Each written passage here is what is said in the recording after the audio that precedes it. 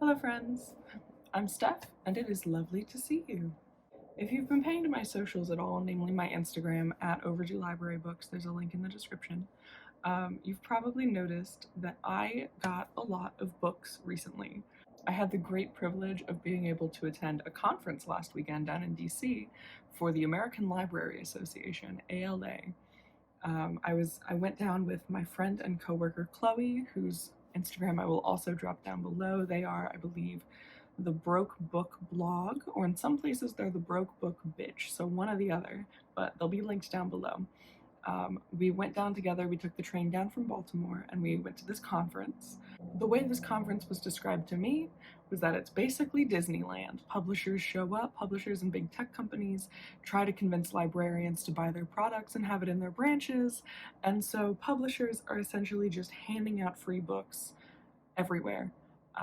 I thought people were exaggerating, they were not. So if you saw my last video, which by now should be uploaded, sorry, I'm gesturing with my partner's drawing pencil for some reason. So if you saw my last video, I uploaded a haul of all of the finished copies of books that I received from this conference. In total, I received about 80 books, which, believe it or not, is kind of on the lower end of the spectrum in terms of people collecting books. My friend Chloe definitely got over 100. I heard other people also got over 100. There was one person who was working a booth that told me she had about 300. It was wild and crazy. So I'm actually on the lower end with only picking up 80 books. Only 80 books, believe it or not. And mostly they were free. In my last video, there were some books that I did pay for. However, this video is going to be entirely advanced reader copies, which means they were all entirely free, which is astounding. And I am so incredibly grateful for the opportunity to have been able to go, and also for the opportunity to be able to haul these back to my house and keep them on my shelves somewhere. I have not figured out where they're living in my house yet. Right now, they've just been taking over my entire dining room table. I was gonna say something else, but I can't remember what, so I think that's my sign to just start showing you some books. I apologize, I keep looking over here because they're all sitting over here on my bed, all of these books. And also, if you see any mess in the background, no you don't. Thank you very much. So, I think I'm just going to start showing you books. I hope you're ready for it. Strap in. Also, I do want to say, since these are advanced copies, I personally like the idea of going in mostly blind for a lot of these. I don't want to set expectations too high and then get disappointed if they don't meet those expectations. So some of these advanced copies I picked up because I read the first line of the back and I said, okay, let me check it out. Or I read just a couple words, I heard just a line of synopsis, and I said, okay, yeah, that's good enough for me. I'll throw it in my bag and take it home with me. So there might be a few books that I have plenty to say. There might be a few books where I'm like, it's vampires. Who doesn't want to read vampires? So there you go, just to get into that. Actually, I'm gonna start with books that I didn't get at the conference. Sorry, you've been tricked. My dear friend Chloe has been in the ARC collecting game a lot longer than I am. This is actually my first time ever receiving advanced copies, physical advanced copies for myself. But my friend Chloe has been in the game much longer than I have, and so they have a bookcase full of advanced copies of books that they've received throughout the years, and they're trying to weed some of them out of their collection, and they asked me if I wanted any, so I picked up these two because they're also books that I've never read, so sure, why not? So here we have Loveless by Alice Oseman, and we also have Cemetery Boys by Aiden Thomas. So Loveless by Alice Oseman is about an aromantic, asexual character figuring out her identity as she reaches college. She's always felt a little lost and disconnected from this idea that you need to be in a romantic relationship in order to be happy and successful, the way that our society has been structured to inform us. So I don't know if I've actually ever read anything that features an asexual main character. So this, I'm hoping, will meet and exceed my wildest dreams. And then Cemetery Boys is actually a Latino ghost story. I wouldn't be surprised if you've heard of these because they've been around the block a time or two, but in this one, our main character does a summoning to summon the ghost of his deceased cousin, and then has to set the ghost free. There's magic, mystery, hijinks, and more, I'm sure. So I'll find out when I read it. I'm also trying my best in this video to stop using the word excited so much, because I discovered in my last video as I was editing it together that I said that I was excited for almost every book, which is true. I am excited for almost every book, but it gets very redundant to listen to. So I'm going to try to not say it as much. I'm gonna see if I can get creative. Next, I've got two quick ones. These are ones that my friend Chloe kind of threw at me. They're both novels in verse, which sort of like Elizabeth Acevedo's or the book Muted by, I can't remember her name right now, Muted or The Black Flamingo. Those are books that I've all really enjoyed, partially because since they're novels in verse, they're really easy to burn through, but also because I find that using poetry as a vessel for communication is something that's been a long historic part of the English language. You know, dating back to historic epics of Gilgamesh and Beowulf, those were originally told in verse. Because they would be oral stories recanted, and by putting something in an easy to remember rhyme scheme or syllabic pattern made it easy to remember and then tell to other people. So I think that novels in verse coming back are kind of cool. They're the coolest thing. So the first one I have here is called Ode to a Nobody by Carolyn Brooks Du Bois. And in this one, our main character, our 13-year-old main character, Simone, her life is entirely uprooted and decentered by a tornado that rips through her hometown, drastically altering both the physical landscape of her life and also the emotional landscape of her life. So I'm excited for that. See, I said it already. And then the next one we have is called Nothing Burns as Bright as You by Ashley Woodfolk. So this is a novel in verse about two girls that are very good friends, but are they something more? The lines of their relationship become a little complicated, and they have to determine whether or not they are friends or more than friends. This book, I think, has actually already been released. Yes, it just came out in April 2022. So you could find this one on your very own bookshelves. Real quick, I'm going to get through some nonfiction advanced copies that I received. I only have 3 of them here, so it shouldn't take too long. This first one is called Bloodbath Nation by Paul Auster. This is definitely not the finished cover for it just yet. It has an anticipated release date of January 2023, so we have plenty of time. Just for posterity's sake, Ode to a Nobody is coming out in November of 2022. This one's coming out in January of 2023, anticipated. And so this is a nonfiction book.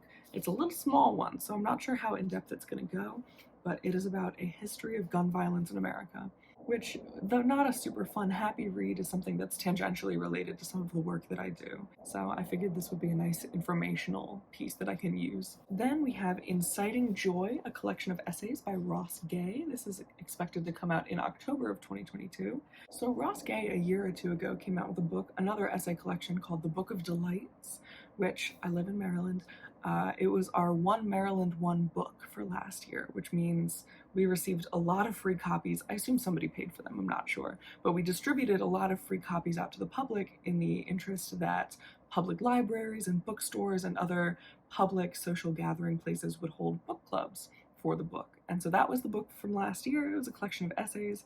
And so that collection, the author, Ross Gay, every day for about a year or so, would sit down and write an essay about something that brought him joy, or something that he found important or empowering.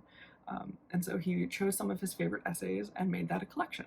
So this, I imagine, with a title like Inciting Joy, is probably going to be similar in concept. And I thought his last book was delightful, pun intended, and this one I assume will be joyous. And then finally we have We're in This Together by Linda Sarsour. So this, I believe, is actually, I don't know if it's an abridged version or if it's a full version of a speech that Sarsour gave. This is anticipated to be released in November of 2022. For the sake of accuracy, I'm just going to read you part of the back of it. So on January 17th, 2017, Linda Sarsour stood in the National Mall to deliver a speech that would go down in history. a crowd of over 470,000 people gathered in Washington, D.C. to advocate for legislation, policy, and the protection of women's rights, with Linda, a Muslim American activist from Brooklyn, leading the charge, unapologetic and unafraid. So this is a middle grade edition of We Are Not Here to Be Bystanders. Linda shares the memories that shaped her into the activist she is today, and how the pivotal moments in her life led to her being an organizer in one of the largest single-day protests in US history. Sorry, I know that's not the most exciting way to present this book, but I don't know if I could have said it any better myself.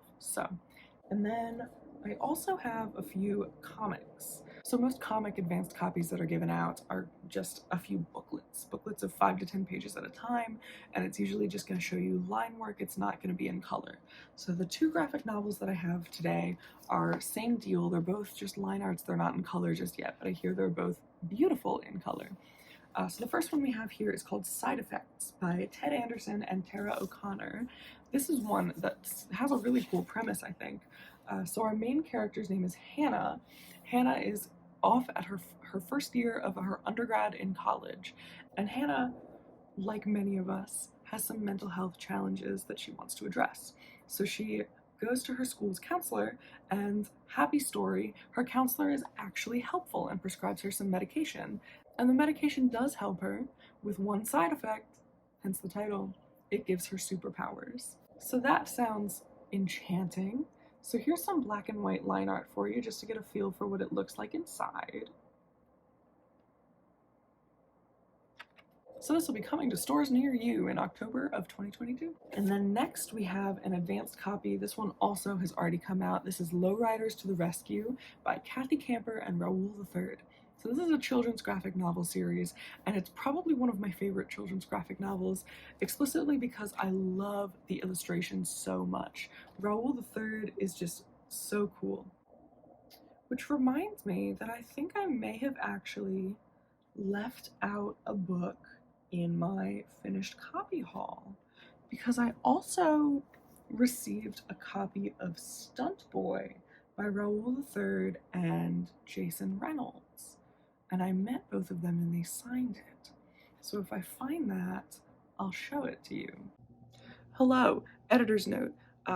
I'm sorry I look a little disheveled. I just found my stack of books. I mentioned earlier I didn't know where Stunt Boy was. I found it. And a bunch of other books that I forgot to talk about. So, rapid fire, here we go. Kings of Bmore by R. Eric Thomas. We've got 2 queer black teens in Baltimore having a Ferris Bueller's Day Out style adventure. I live in Baltimore. I like seeing stories set in Baltimore. This is another one that I am like the most excited for. Next. Angie Thomas, The Hate U Give. Obviously, this is a finished copy. If you haven't read The Hate U Give, what rock do you live under? Next, we've got On Girlhood, edited by Glory Edom. It's 15 stories from the well-read Black Girl Library. It's essays and excerpts from essays from Black female authors. Fantastic. Then we have Stunt Boy by Jason Reynolds and Raoul III. Phenomenal. Met them both. They signed it. I think they were having a rough weekend, but that's okay. Cool. It's a children's book. Then we have, I didn't know this came out in paperback already, but Blackout by a bunch of different authors. Angie Thomas, Nick Stone, Tiffany D. Jackson, Dontel Clayton, Ashley Woodfolk, and Nicole Yoon. I think that's everyone on here. I've already read this. It's really good. Each author has their own individual short story about a character or characters in New York City during this blackout, and their own individual little storylines, and then they all meet together in some way, shape, or form at a block party later. Then we have Root Magic. This is another full finished copy. This is another full finished copy. This is a middle grade story about 2, I think they are identical siblings, learning about their root work and root magic, so African American folk magic. And then I think there's a supernatural conflict in there somewhere. I have another copy of Concrete Rose, this one I'm donating. And then I have 2 picture books. One is Will It Be Okay? The girl is asking her mom, will it be okay? And the answer is yes. So, if there's a thunderstorm, will it be okay? If XYZ happens, will it be okay? So a good reassurance tool for kids. And then Ablaze with Color, A Story of Painter by Alma Thomas. I'll be honest, pretty cover. I liked it a lot. So there you go. That's it. That is my secret hidden stack of books that I found. Now that should be it. And then the second of my 2 graphic novels is Lowriders to the Rescue by Kathy Camper and Raoul III. So this is a children's graphic novel. It's number 4 in the series, although the series isn't sequential, so you can read them in any order. And in this series, we follow 3 characters. We've got Lupe, a wolf-type person, Flapjack, the octopus, and Illyrio, the mosquito. And together, the 3 characters own a car, mechanic, and body shop. In previous adventures, they've gone to space, they've gone to more or less hell. We also saw their past when they first met, and in this one I assume they're going to go do some rescuing. So this one already came out. It came out back in May, but I'm still excited to get a physical copy. I've only read it online. I've only read it electronically so far. And I did get to meet Raoul III for the first of 2 times during the conference, and he drew a little octopus for me, which is so sweet, and I'm excited to reread this all over again.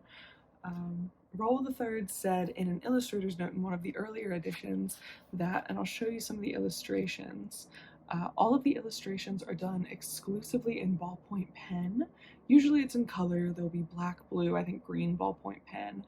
This is just in black and white because it's an advanced edition. And he said he does that to imitate the joy of being a child doodling in the margins of your notebook, which is the coolest, sweetest thing. Like, look at how intricately detailed this is, and it's almost entirely with ballpoint pen, or entirely with ballpoint pen as far as I know. And I am just so impressed every time I look in these books. Hi, editor's note. I have a couple other graphic novel advanced reader copies I wanted to mention. I forgot about them because they kind of got mixed up with a bunch of the other papers and leaflets that I received. So real quick, I have Dungeon is Back. This is from Paper Cut Chronicles, I believe. They do a bunch of Geronimo Stilton graphic novels. It was given to me as sort of another D&D-esque type graphic novel. I assume this is part of a collection. And then also I have from Oni Space Trash, Volume 1.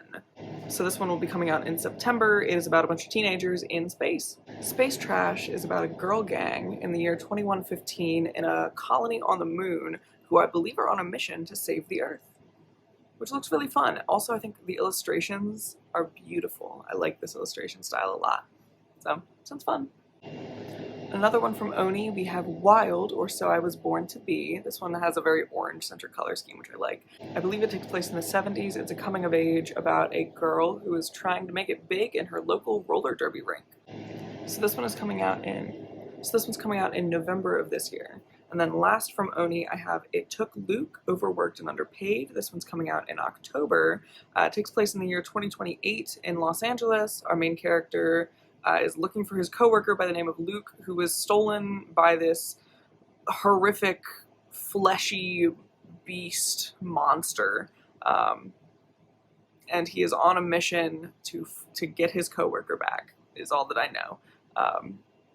The words body horror are pretty prominent on the back, so if you're not into body horror, this one might not be for you. If you like some scary stuff, some like Junji Ito-esque horror graphic novels, then perhaps this will be for you. Okay, I think that's all that I have. Now back to Past Stephanie. While we're talking about comics, I want to share another fun, exciting acquisition that I received. Not at the conference I went to last weekend, but actually I went back down to DC later on, and I went to the Library of Congress.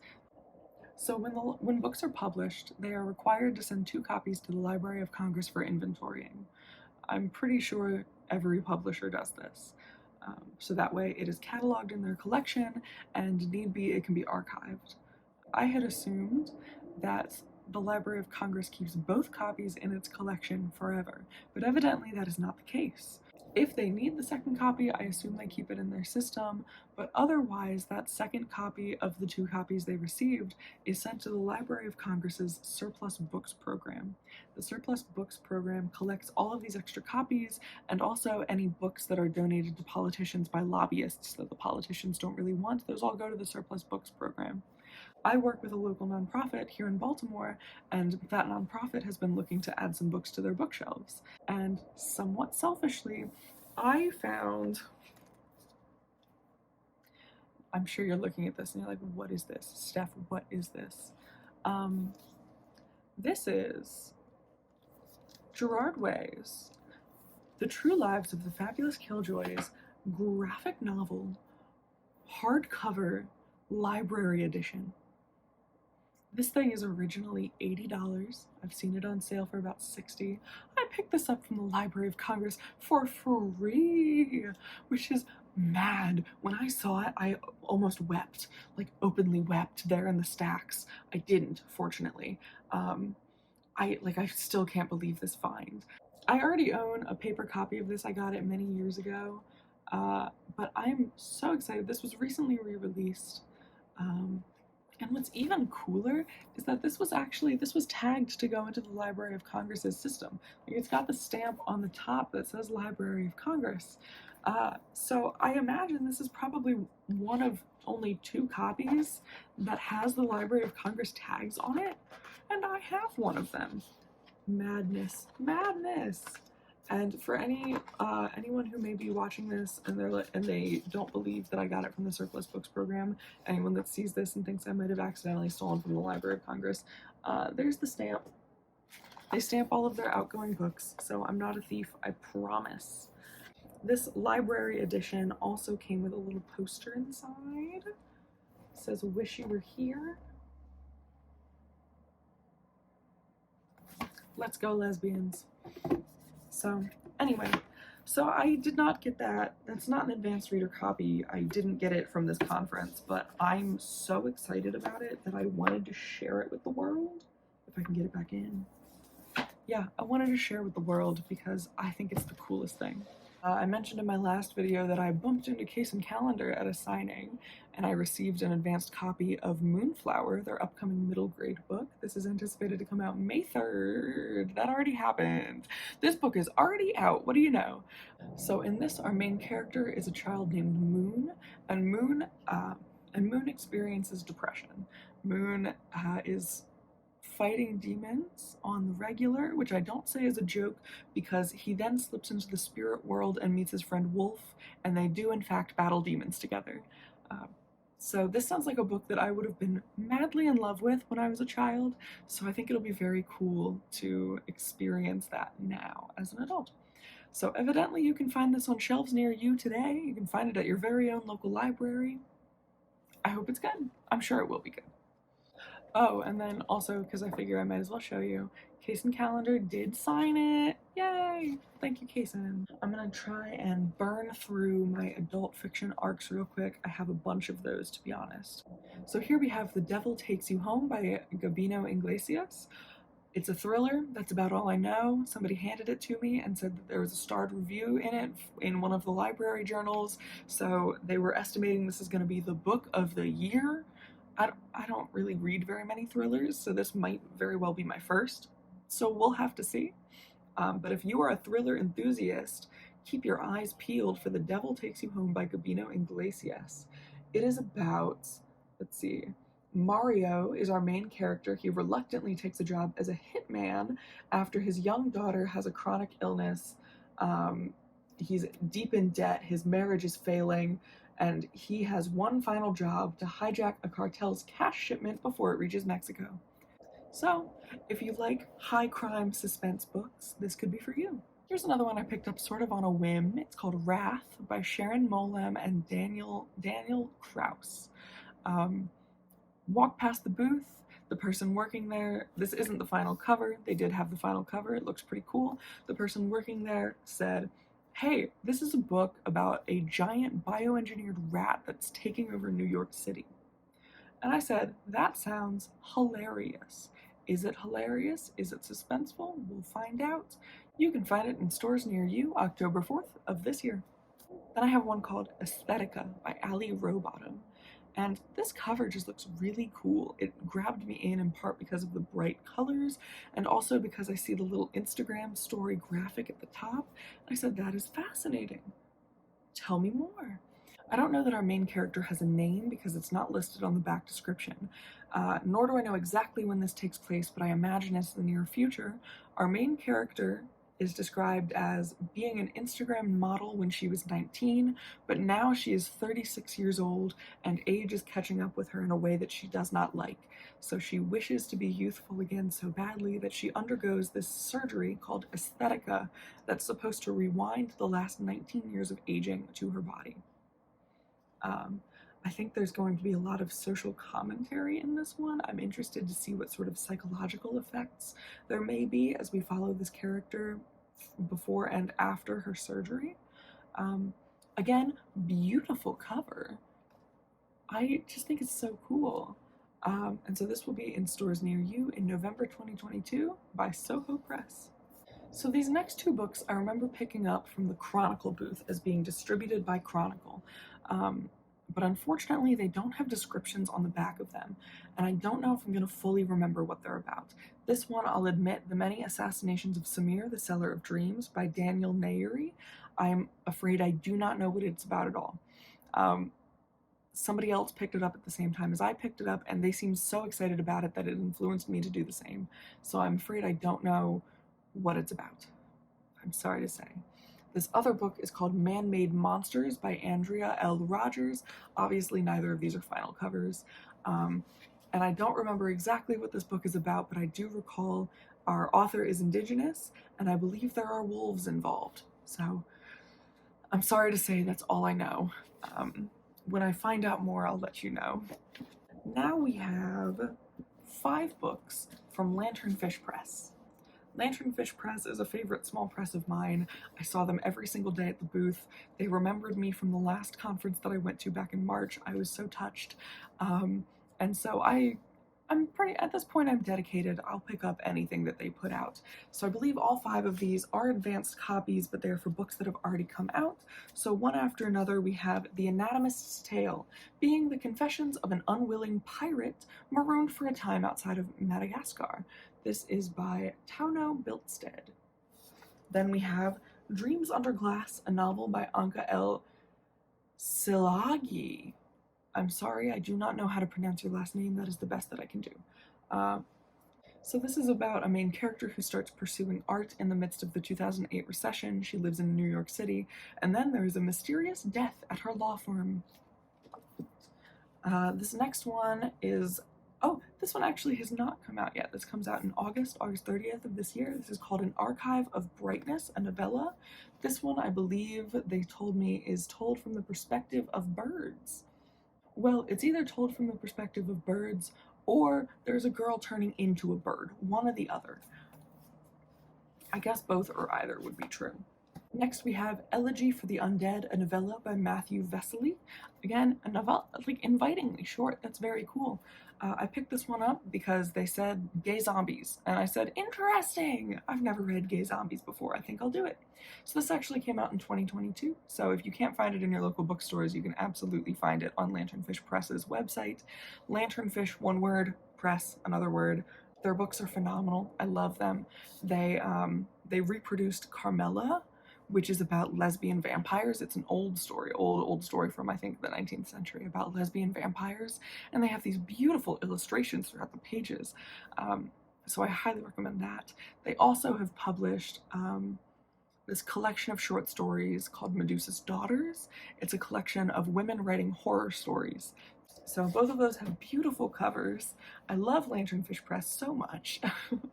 And I have one more from them. It's called Singing Lessons for the Stylish Canary by Laura Stanfield. This one's a little bit longer. It's a whole novel this time. So this, as far as I can tell, looks a bit like a coming-of-age story. We have a boy who assumes he's his father's first son, or he believes so, and then he discovers he has a secret half-brother in another town, and so for the first time in his life, he's going to leave his city walls to go find his mysterious half-brother. And these next 3 books I picked up, I would categorize them, to be honest, as literary fiction, which I read a lot of. I self-describe my taste pretty often as pretentious. If it's pretentious, I'll like it. And these, I think, are no different. So here we have The Full Catastrophe by Myra Cook. I'll admit, I picked this up and put it in my bag after reading just about the first line. Our main character is a Jewish boy with intersex traits. He's born with intersex traits. I have never read a book about a character with intersex traits before, and I would like to know more. So I'm going to learn more. I also picked up from the same publisher, this book, by the way, comes out in June of 2022, and this is from Anansi Press. I also picked up a collection of short stories called Her First Palestinian and Other Stories by Saeed Tibi. So every short story centers around different characters and different perspectives and different parts of their life. So I like a good collection of short stories. It's nice to be able to read one, put it down, and pick it up and read it again later without worrying about continuity or anything. So, Her First Palestinian. This comes out in August of this year. Also from, actually, I'm a total liar. This comes out from Astoria Press. Yay. Okay, and then the last of my literary fiction. Hold on there, like hang in, folks. YA is coming up next. This is called Ghost Music by An Yu, and this is coming from Grove Press.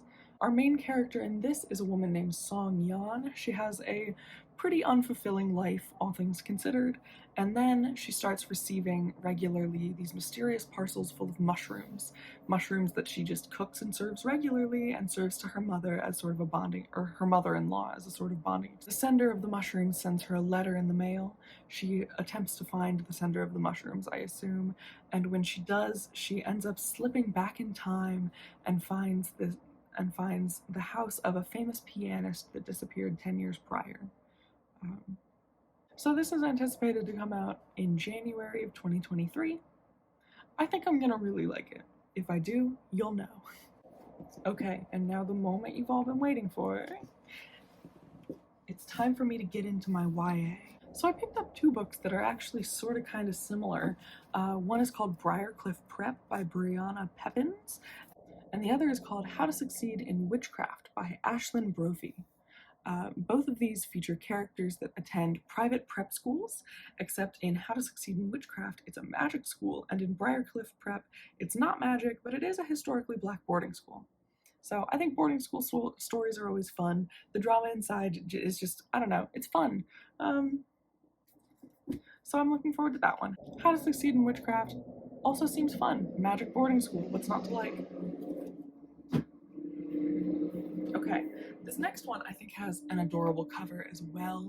This one, I'm not sure if it would be considered teen or middle grade, maybe somewhere in the middle, but it's called Salt and Sugar by Rebecca Carvalho. So I actually have an electronic galley copy of this, and so I saw they had a physical copy, and I said, ooh, I like reading physical copies better than electronic copies. Let me pick that right up. Perhaps a bit diminutive, but this is sort of a Romeo and Juliet tale about two teens who fall in love despite their warring family bakery businesses.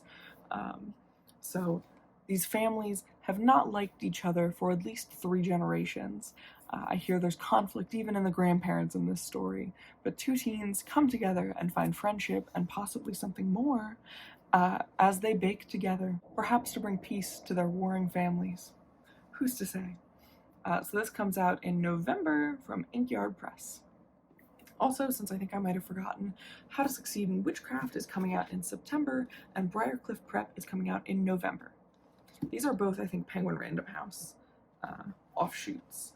And then Salt and Sugar, this is a HarperCollins one. The next arc that I have is called The Feeling of Falling in Love by Mason Deaver. This one's set to come out in August of 2022 as well. And as you can see by the cover, the feeling of falling in love is expected to be a little bit like jumping into a garbage fire. So in this, we follow our main character by the name of Neil, and Neil is set to go to his brother's wedding with his friend and friends with benefits, Josh. Until right before they're set to leave, Josh tells Neil that he's in love with him. And so Neil, not interested in setting up a long-term relationship, says, sorry, you can't come to the wedding anymore, and then invites his friend Wyatt. And Wyatt, correctly, thinks that Neil is being a bit of a jerk until maybe he gets to know Neil a little better, and maybe they start to develop a thing? I'm not really sure. We'll find out. So, August 2022. Okay, and now we're getting into some of the arcs that I am perhaps the most excited for. Next we have You, Me, and Our Heartstrings by Melissa C. This is one that I picked up because my friend Chloe thrust it into my hands and said, you simply must read this, so there you go, I will. I imagine this is going to be a nice, cute little romance, as you can see by the cover. So our main characters are named Daisy and Noah. Daisy and Noah are both string musicians. Daisy plays violin, Noah plays cello, I believe. Um, and they're both trying to get into Juilliard together. They're playing a duet for their audition, and of course, they're probably going to fall in love. So this one I also picked up because I hear it has fantastic disability rep. One of our main characters, Daisy, does have cerebral palsy, which is cool. So I look forward to reading this. This actually also just came out. This came out May 31st, 2022. So this one you can also find on shelves near you right now. And then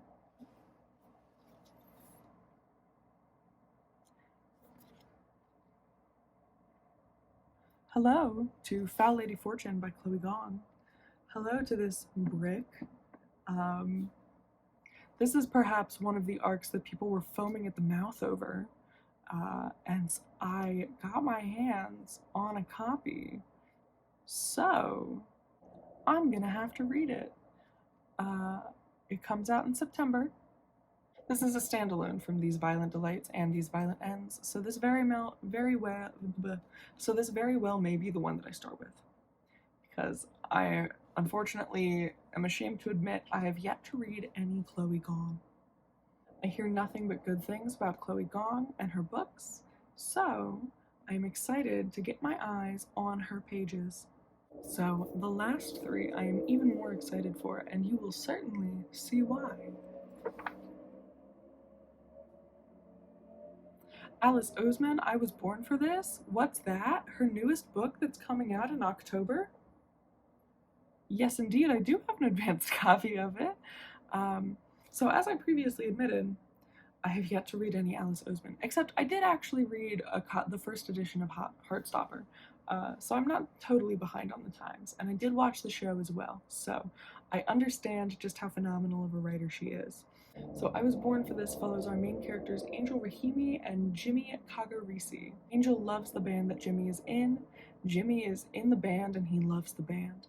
So this is described as being a coming-of-age novel about the chaos of being a celebrity and the chaos of celebrity worship.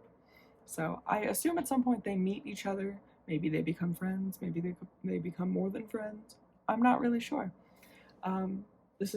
I think it's pretty short, invitingly short. So this is probably going to be one of the first ones that I read. I definitely want to read it before it hits stores.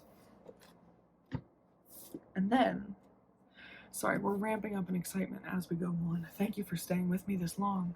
We have A Scatter of Light by Malinda Lo. This is the much anticipated sequel to her book Last Night at the Telegraph Club, which came out a year or two ago. That book was about the characters Kath and Lily, who were teenagers in the 50s, and little did they know it, but they discovered throughout the course of the book that they actually had a bit of a crush on each other, which meant that they were in fact gay. They are in fact queer. And then there are a couple of interpersonal dynamics also at play, and also Lily being daughter of Asian American immigrants. So A Scatter of Light flashes forward 60 years in the future, and we see our characters in their older age together, but we also follow another brand new character navigating their life in 2016 now that in the United States same-sex marriage is now legal. I adore Malinda Lo's writing. I love her prose, I love her style, I love her characters, and this book I think will be no different. She was supposed to do a joint signing with Sabaa Tahir. Alas, she was not able to make it because she wasn't feeling well, but they were still giving out copies of her book, which for that I am very grateful. And then finally, this is the book that I am the most excited to have a copy in my hands of it. I haven't seen this book making its rounds on Instagram, and I'm not sure why, because this book is going to be phenomenal. I can feel it in my bones. This comes with very high regard from my friend Chloe. They absolutely insisted that I needed to be reading this book, and I've had an electronic galley of it ever since. This is called Mistakes Were Made by Meryl Wilsner. Meryl Wilsner is a non-binary author who, on social media, has openly stated many times that if they could have, they would have named this the MILF book. The MILF book. So our main character is named Cassie. She is in college, and she accidentally, one night, goes out to a bar. She's having a rough night, meets another woman, meets an older woman at the bar, has a one-night stand with her, and then discovers, much to her fear, the next day that the woman that she accidentally slept with her friend's mom. Is that not an incredible setup? I dropped by the Macmillan table for this book no fewer than 3 times. I was there every single day, and they never had copies. They never had copies to give out. Every single time I went, they said, no, we gave them out already. We'll give out a few more tomorrow. Nope, we gave them out. Come back tomorrow morning. And every time I would get there, and there were not copies. And so I had given up hope. I had given up all hope that I would ever find a physical copy of this book before it came out in stores, which, by the way, it's on sale in October of this year. And it wasn't until the very last day when exhibitors, on the last day of the conference, I know I said this in my last video, but I'll say it again. On the last day of the conference, exhibitors and booths that have books are trying to get rid of everything they've brought with them. It costs money to ship things out to DC where the conference was. It costs money to ship it back. They don't want to carry it all out to their cars. So exhibitors are trying to get rid of every single book that they came with, and that includes display copies. And so Macmillan, who had this copy on display, which I thought they had already given away their display copy, to be honest, I did not think they even had this. Macmillan, when they were giving away their copies, they said, we are giving them away at this time. I think it was 1 p.m. and be there or be square, first come, first serve. And so I get there and there's a line and we're waiting in the line, and it's one at a time, people going up to the booth to see what they've got. And it wasn't until I got, like, I don't know how this was still sitting there. I have no idea. I looked at it with my own 2 eyes and I snatched that up so fast.